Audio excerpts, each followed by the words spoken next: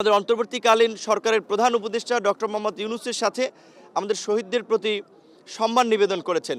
১৯৭১ সালে সাম্য, মানবিক মর্যাদা এবং সামাজিক সুবিচার নিশ্চিত করার লক্ষ্যে বৈষম্যহীন, শোষণমুক্ত গণতান্ত্রিক সমাজ এবং রাষ্ট্র বিনির্মাণ করার জন্য এই অঞ্চলের মানুষ লড়াই করেছিল এবং লড়াই বিজয় লাভ করেছিল।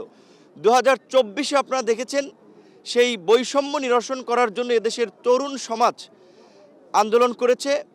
দুঃখজনক এবং দুর্ভাগ্য যে মুক্তিযুদ্ধের দাবিদার যে দলটি এতদিন ধরে তারা করে আসছিল, তারা কিন্তু মুক্তিযুদ্ধ বিরোধী কর্মকাণ্ড করেছে এবং সেটি সর্বশেষ গণহত্যার মধ্যে দিয়েও প্রমাণিত যে তারা মুখে মুক্তিযুদ্ধের কথা বললেও অন্তরে মুক্তিযুদ্ধের চেতনা এবং আদর্শ বিরোধী তাদের কর্মকাণ্ড ছিল।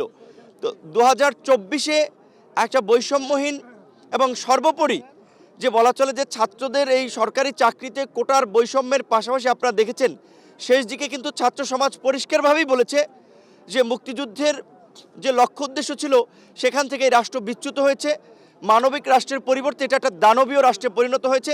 কাজে এই ফ্যাসিবাদী কাঠামোর বিলোপ এবং নতুন রাজনৈতিক বন্দোবস্ত, এই এক দফা দাবিতে আপনারা সকলে ঐক্যবদ্ধ হন। কাজে এই রাষ্ট্র যে ব্যর্থ হয়েছে, অকার্যকর হয়েছে ৫৩ বছরে, সেটি কিন্তু এই ঘোষণার মধ্যে দিয়ে প্রমাণিত। আজকের দিনে আমাদের প্রত্যাশা থাকবে যেভাবে আমরা ৫ই অগস্টের পূর্বে ফ্যাসিবাদের পতনে এবং নতুন রাষ্ট্র বিনির্মাণে ঐক্যবদ্ধ হয়েছিলাম, এই অন্তর্বর্তীকালীন সরকারের মাধ্যমে রাষ্ট্র সংস্কার এবং জন আকাঙ্ক্ষার রাষ্ট্র বিনির্মাণে যেন আমরা ঐক্যবদ্ধ থাকি। বিশেষ করে যেই তরুণ প্রজন্ম ফ্যাসিবাদের বিরুদ্ধে রাজপথে লড়াই সংগ্রাম করেছিল, তাদেরকে মনে রাখতে হবে ৫৩ বছরে আমাদের যে রাজনৈতিক ইতিহাস সেটি কিন্তু খুব সুখকর নয়।